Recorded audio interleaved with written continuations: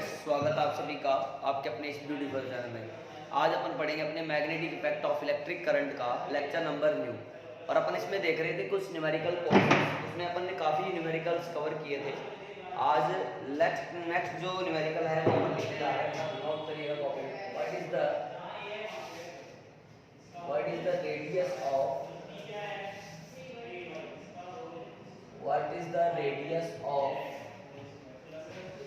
the path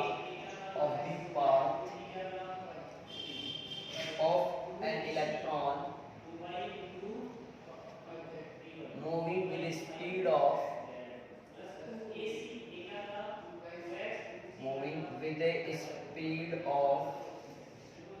9 into 10 to the power 7 meter per second perpendicular to magnetic field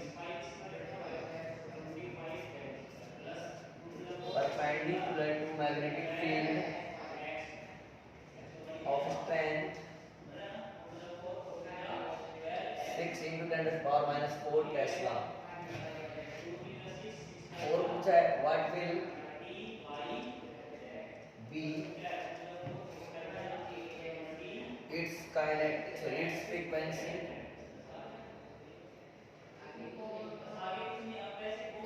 frequency and calculate the energy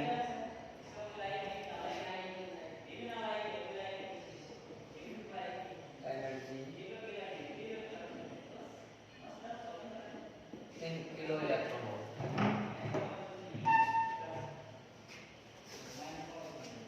ठीक है, देखो बेटा सवाल क्या है। बोल रहा है कि एक इलेक्ट्रॉन है जो 9 into 10 to the power 7 metre per second से मैग्नेटिक फील्ड के परपेंडिकुलरली मूव कर रहा है। तो बताना है कि इस पाथ के लिए रेडियस क्या होगी, फ्रीक्वेंसी क्या होगी और चेंज इन एनर्जी या एनर्जी क्या होगी किलो इलेक्ट्रॉन वोल्ट में। बेटा सबसे पहले बेटा जो आपको गिवन होता है यानी जो दे रखा होता है वो नोट करें। एक मिनट बेटा रुकना। तो अपन बात कर रहे थे कि सबसे पहले जो गिवन होता है वो नोट कर लिया करें। तो बेटा गिवन क्या क्या है यहाँ पर देखो। स्पीड है v is equal to 9 into 10 to the power 7 metre per second. ठीक है, v फॉर बॉय यानी मैग्नेटिक फील्ड आपको दे रखा है 6 into 10 to the power minus 4 Tesla.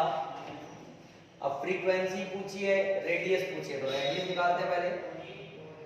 r बराबर है mv अपॉन qv। अब आप सोचोगे कि सर m और q कहाँ है, तो बड़ा इलेक्ट्रॉन है तो इलेक्ट्रॉन का मास फिक्स होता है 9.1 into 10 power minus 31 kg।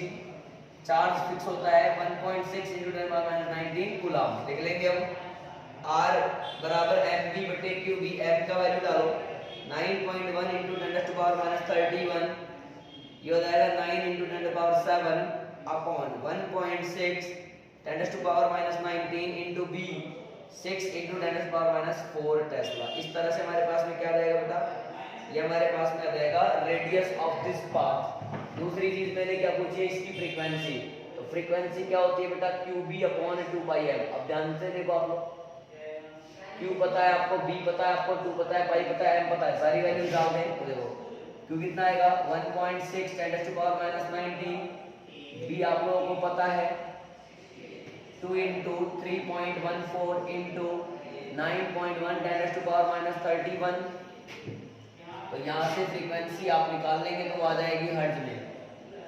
Calculate energy in kilo electron volt. तो काइनेटिक एनर्जी निकाल लो। क्या है काइनेटिक एनर्जी बराबर हाफ mv स्क्वायर। बड़ा हाफ m का मतलब हो गया 9.1 10 to the power minus 31 into v का मतलब हो गया 9 into 10 power 7 का स्क्वायर। ये किसमें आएगा, जूल में। अब एक चीज बता देता हूँ, आप सोल्व करना बेटा। 1 जूल में होता है 1.6 into 10 to the power minus 19 electron volt. Sorry 1 electron volt में होता है इतना जूल। तो 1 जूल में कितना इलेक्ट्रॉन वोल्ट होगा 1 अपॉन दिस। इस तरह से आप लोग जूल को इलेक्ट्रॉन वोल्ट में कन्वर्ट कर सकते हो। नोट करो बेटा।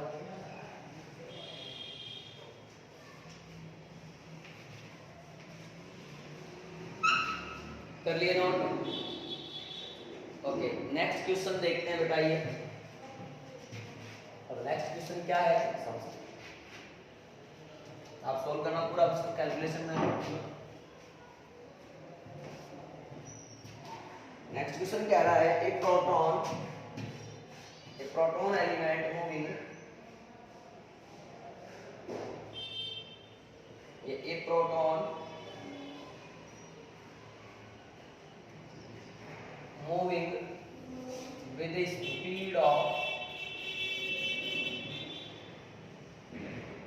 speed of 4 into 10⁵ meter per second enters in a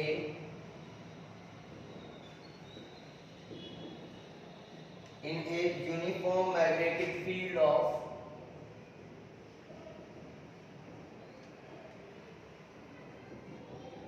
0.3 Tesla at an angle 60 degree.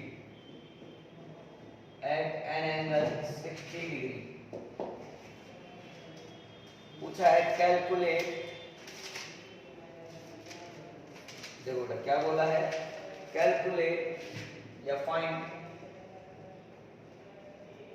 पहला radius of path, second point time interval, time period बोलो इसको बेटा, टाइम पीरियड, थर्ड पॉइंट पूछा हमसे पिच ऑफ हेलिक्स,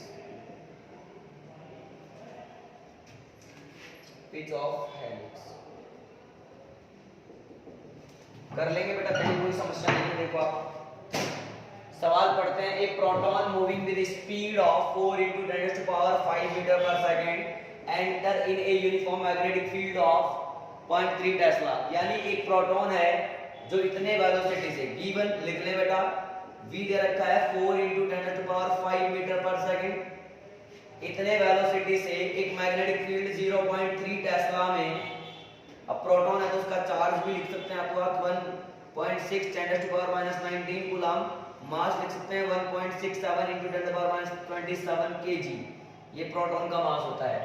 एंटर करता है कितने degree पर, 60 डिग्री पर। तो पहला पॉइंट रेडियस बताना है इसमें, तो r बराबर बेटा क्या लेंगे, mv sin theta upon qb, ये होता है बेटा।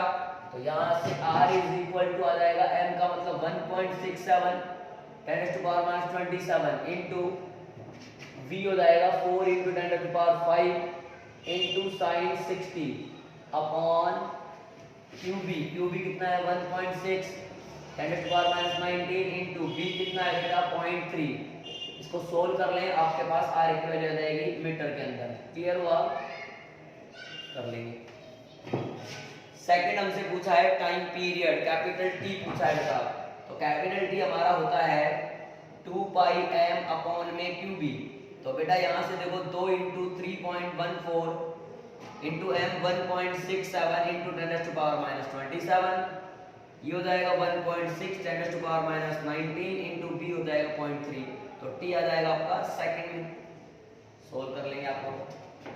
बेटा आपसे पूछा है तीसरा point pitch of helix, third point देखो आप लोग, पिच ऑफ हेलिक्स, तो x बराबर v cos theta into time period, तो बेटा x बराबर v कितना है बोलो 4 into 10⁵ cos थीटा यानी cos 60 इंटू 2πm 2 गुणा 3.14 गुणा m 1.67 into 10⁻⁻27 2πm upon qb कितना है 1.6 इंटू 10⁻⁻19, b कितना है 0.3। क्लियर बेटा, इस तरह से क्या निकल जाएगी pitch of helix in metre. Note करो फटाफट से आप लोग, इसको भी फटाफट नोट कर लो बेटा, कर लो। फिर नेक्स्ट क्वेश्चन लिखते हैं।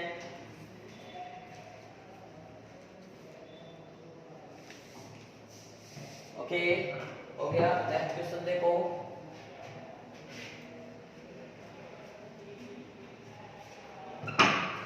चलिए क्वेश्चन लिख देते हैं, next question.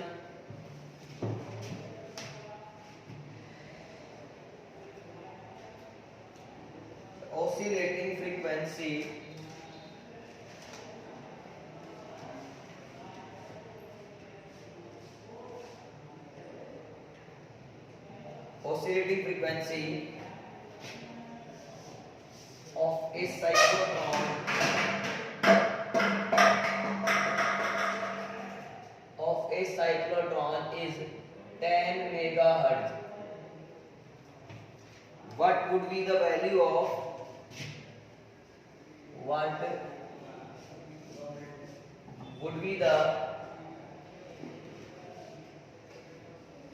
value of magnetic field in order to accelerate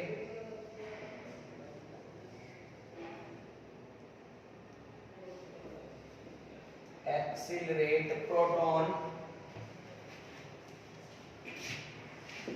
if radius of these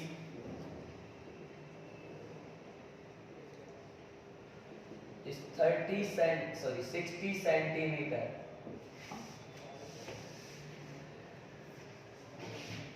Find change in kinetic energy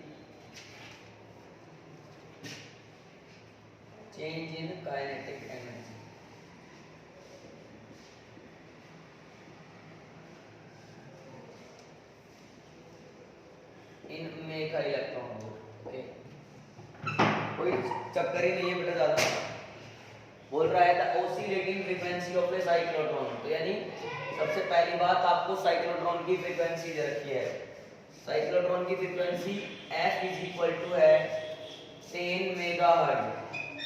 तो 10 मेगा का मतलब 10⁶ हर्ट्ज हो जाएगा। ठीक है, और क्या दे रखा है बेटा आपको? रेडियस कैपिटल R दे रखा है 60 सेंटीमीटर, 10⁻² मीटर।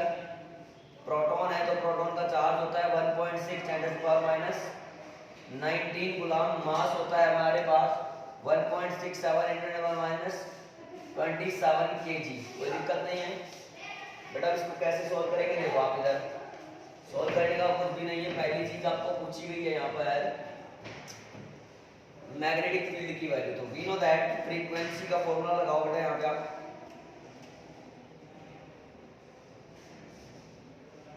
फ्रीक्वेंसी बराबर QB/2πn। तो यहां से आप B की वैल्यू निकाल सकते हैं।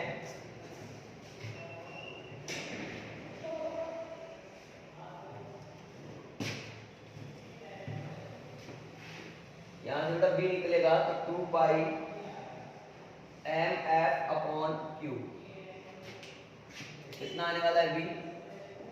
2 × 3.14 × 1.67 × 10⁻27। F कितना है? 10 × 10⁶ मेगाहर्ट्ज का मतलब ये हो गया। Q कितना होगा? 1.6 10⁻19। ये किस में आएगा वैल्यू? पैसला में आएगा। क्लियर हुआ?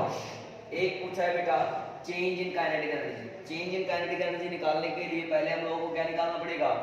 वेलोसिटी। तो R बराबर वी नो दैट, देखो R बराबर mv/qb। बेटा यहाँ से v बताओगे तो क्या आएगा? QBR कैपिटल R ले लो, QBR/n। बेटा यहाँ पे देखो b की वैल्यू आप लिख लेना 1.6 × 10⁻19 Q हो गया। b की वैल्यू आप खुद लिख लेंगे। r की वैल्यू कितनी है? 60 × 10⁻²/n कितना है? 1.67 × 10⁻27। अब काइनेटिक एनर्जी पूछी है, चेंज इन काइनेटिक एनर्जी पूछा है, कितना आएगा? ½ mv²। जब v फाइंड कर लोगे m यहाँ पे डाल दोगे, देखो ½ m का मतलब हो गया 1.67 × 10⁻27 और v का मतलब यहाँ पे है तो स्क्वायर। ये आंसर आ जाएगा काइनेटिक एनर्जी का। नोट करो बेटा फटाफट से आप लोग इतना।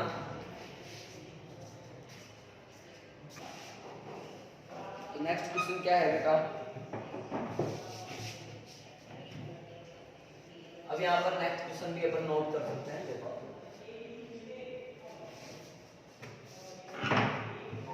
तो an electron of, next question हमारे पास आ रहा है an electron having energy of 10 electron volt. Energy of 10 electron volt moving या is moving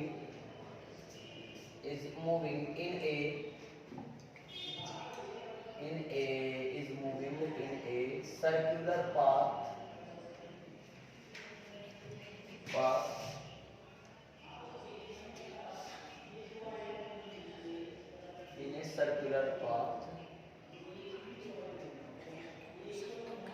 of uniform magnetic field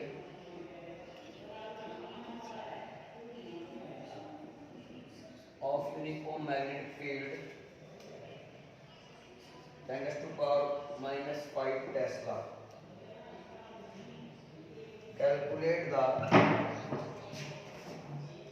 Calculate पहला देखो क्या है,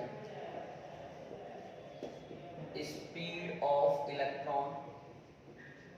सेकंड पॉइंट हमसे पूछा है रेडियस ऑफ पाथ. सवाल को समझो बेटा, एक यूनिफॉर्म मैग्नेटिक फील्ड है 10⁻⁵ टेस्ला, जिसके अंदर एक 10 इलेक्ट्रॉन वोल्ट एनर्जी का या इतनी एनर्जी से इलेक्ट्रॉन मूव कर रहा है सर्कुलर पाथ में. तो उस सर्कुलर पाथ की तो रेडियस हम लोगों से पूछी गई है, एक इस इलेक्ट्रॉन की स्पीड पूछी गई है. तो बेटा कोई समस्या ही नहीं है. सबसे पहले गिवन लिख लो, बी फॉर बॉय दे रखा है, कितना दे रखा है 10⁻⁵ टेस्ला. एक हम लोगों को क्या दे रखी है काइनेटिक एनर्जी 10 इलेक्ट्रॉन वोल्ट. तो इसको चेंज करो 10 × 1.6 10⁻⁹ इतना जूल हो गया बेटा. ये क्लियर हुआ. अब क्या करना है पहला, तो वी नो दैट पहला देखो काइनेटिक एनर्जी में E के लिख लूं. ठीक है, वी नो दैट E के बराबर ½ mv². तो अगर आपको स्पीड निकालनी है तो V बराबर √2EK/m. तो यहाँ से देखो V आ जाएगा मेरे पास √2EK. EK की वैल्यू कितनी है 10 इलेक्ट्रॉन वोल्ट. 10 × 1.6 × 10⁻⁹ 2EK/m. m कैसे लिखोगे, इलेक्ट्रॉन है तो 9.1 10⁻⁻31. तो V जैसे निकालोगे किस में आएगा, ये मीटर पर सेकंड में. कैलकुलेशन आपके लिए छोड़ रहा हूँ. सेकंड पॉइंट है radius of path. Second point अगर रेडियस ऑफ पाथ निकालना है तो R बराबर लिखेंगे mv/qd. तो R is equal to m कितना लिखोगे 9.1 10⁻⁻31. V ऊपर से निकाल लोगे, यहाँ लिख देना, अपॉन Q कितना लिखोगे 1.6 10⁻⁹ इंटू B. B कितना है बेटा 10⁻⁵. इस तरह से जब R को सोल्व कर लोगे वो आंसर आ जाएगा आपका मीटर में. क्लियर हुआ. नोट करो बेटा, फिर आपसे एक क्वेश्चन दिया हम लोग. नेक्स्ट क्वेश्चन लिखते हैं.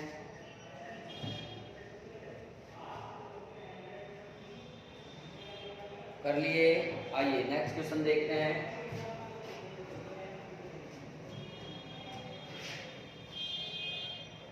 अब नेक्स्ट क्वेश्चन देखें.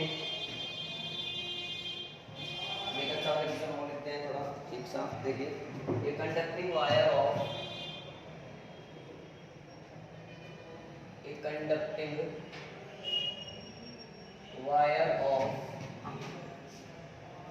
length 10 meter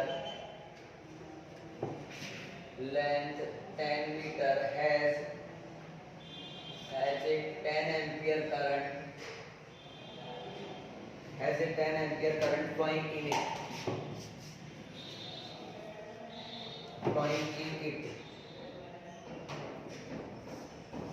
If this wire is kept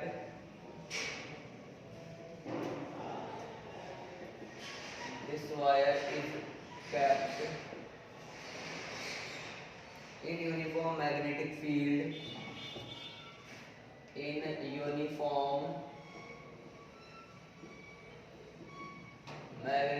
field of 5 × 10⁻⁴ Tesla, which makes an angle, यही लिख देते हैं कॉमा लगा के, which makes an angle of 30 degree with the wire.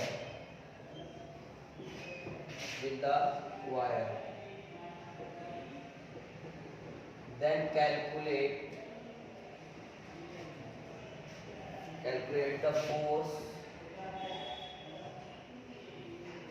per unit length of the wire.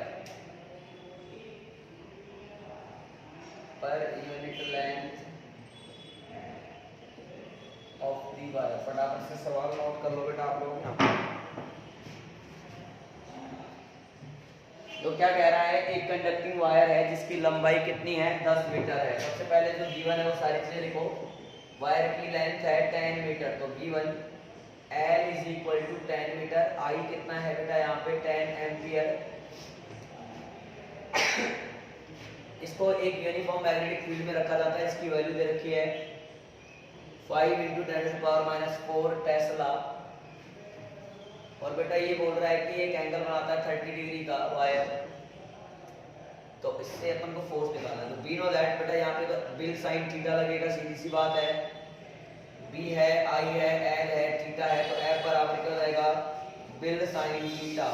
अब force per unit length पूछा है, मतलब लेंथ से क्या करना है divide, F upon L is equal to B I L sine theta.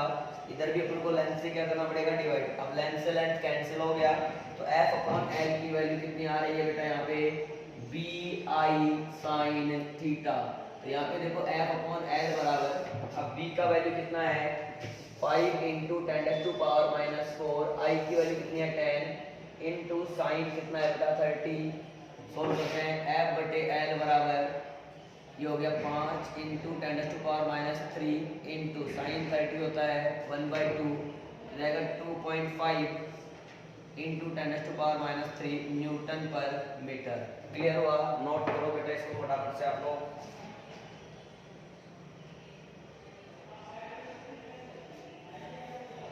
हुआ?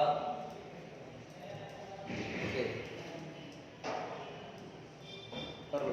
एक क्वेश्चन और देखते हैं, आइए फटाफट से।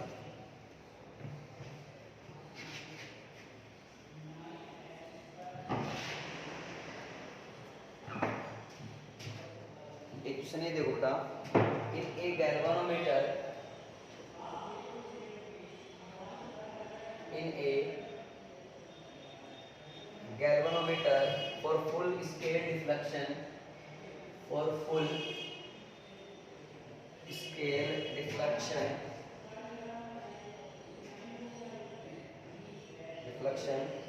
5 milliampere current is required,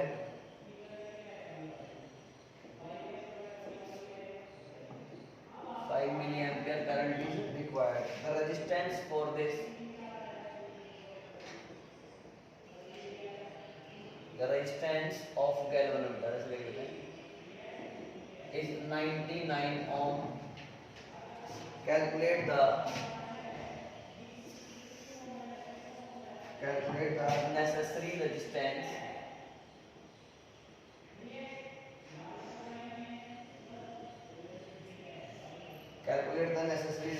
to convert it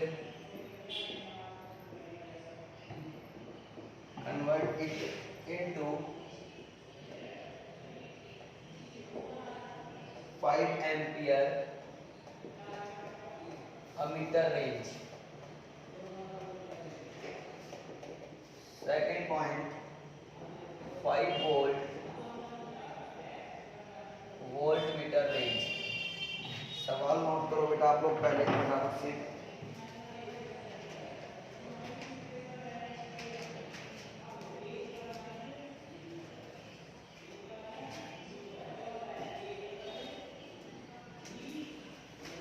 हो गया? देखो इधर आओ, कोई दिक्कत नहीं है बेटा, यहाँ पे ध्यान से देखिए आप लोग। पहला सॉल्व करते हैं। गिवन अलग अलग लिए दोनों का गिवन, फुल स्केल डिफ्लेक्शन यानी आईजी दे रखा है कितना 5 मिली एम्पियर, जिसको क्या लिख सकता हूँ मैं 5 × 10⁻³ एम्पियर। क्लियर? अच्छा, आरजी रेजिस्टेंस ऑफ गैल्वेनोमीटर दे रखा है 99 ओम। अच्छा, बोला है पहले प्रश्न में कि 5 अमीटर रेंज का, सॉरी 5 एम्पियर, इतनी करंट की रेंज का अपन को क्या बनाना है एमीटर बनाना है। यानी ये क्या गिवन है बेटा आई गिवन है 5 एम्पियर। तो एस पूछा है ना, इसका मतलब रेंज पूछा है, सॉरी शंट पूछा है। तो we know that Vg is equal to Vs। तो ये क्या होता था बेटा Ig Rg बराबर I माइनस Ig इंटू में S। तो यहाँ से अगर S निकालोगे तो कितना आएगा, S बराबर Ig Rg upon I minus Ig। तो सोल्व करो बेटा, Ig कितना है यहाँ पे 5 × 10⁻³ ये कितना है 99 बटे ये कितना है बेटा 5। I की वैल्यू कितनी दे रखी है यहाँ पे 5। -5 × 10⁻³ इतना निकालोगे तो ये किसमें आएगा, ओम में आएगा। सॉल्व करेंगे आप लोग। सेकंड पॉइंट ले लो बेटा यहाँ पे वोल्टमीटर वाला, तो उसके लिए भी गिवन देखोगे तो Ig तो कितना दे रखा है, वही 5 मिली एम्पियर यानी 5 × 10⁻³ एम्पियर। Rg देखोगे तो कितना दे रखा है बेटा यहाँ पे आपको 99 ओम। और बेटा आपको V कितना दे रखा है, 5 वोल्ट दे रखा है। अब RH पूछा है, सीधी सी बात है, तो V बराबर मैंने आपको सिखाया Ig RH + G, RS + RG। तो बेटा RH + RG कितना आएगा, बोलो V/Ig। तो यहाँ पे RH कितना आ जाएगा, V/Ig माइनस का RG। तो RH आ जाएगा 5/5 × 10⁻³ माइनस RG कितना है 99। सॉल्व करो बेटा फटाफट से इसका आंसर निकालो आप लोग।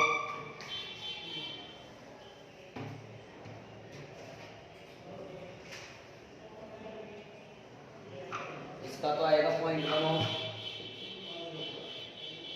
और इसका आएगा लगभग 901 ओम, है ना, लिख लेना आप लोग, क्या आएगा लगभग 901 ओम। नोट करो बेटा। ओके डियर स्टूडेंट्स, आज के लिए काफ़ी है। आज अपन ने काफ़ी कुछ सीखा है, काफ़ी न्यूमेरिकल सोल्व किए हैं। आई होप सारे न्यूमेरिकल्स आपको क्लियर हो गए होंगे, सारे आपने अच्छे से नोट्स में लिखे भी होंगे। नहीं लिखेंगे तो आप प्रॉपर इनको लिख लीजिए, सारी चीज़ें आप प्रॉपर करिए। कहीं कोई डाउट आए तो आप डायरेक्ट कांटेक्ट करें, कहीं कोई शर्माने की जरूरत नहीं है बेटा। अपन को प्रॉपर पढ़ाई करनी है, अपने स्वास्थ्य का ध्यान रखते हुए पढ़ना है। और बेटा यदि वीडियो पसंद आई तो इसे लाइक करिए, शेयर करिए, और यदि चैनल को सब्सक्राइब नहीं किया है तो प्लीज़ कर लीजिए, ताकि आपको आगे आने वाले सभी वीडियोस के नोटिफिकेशन पहले से मिलते रहें। All the very best, tata bye bye, पढ़ते रहो, मुस्कुराते रहो, बाय।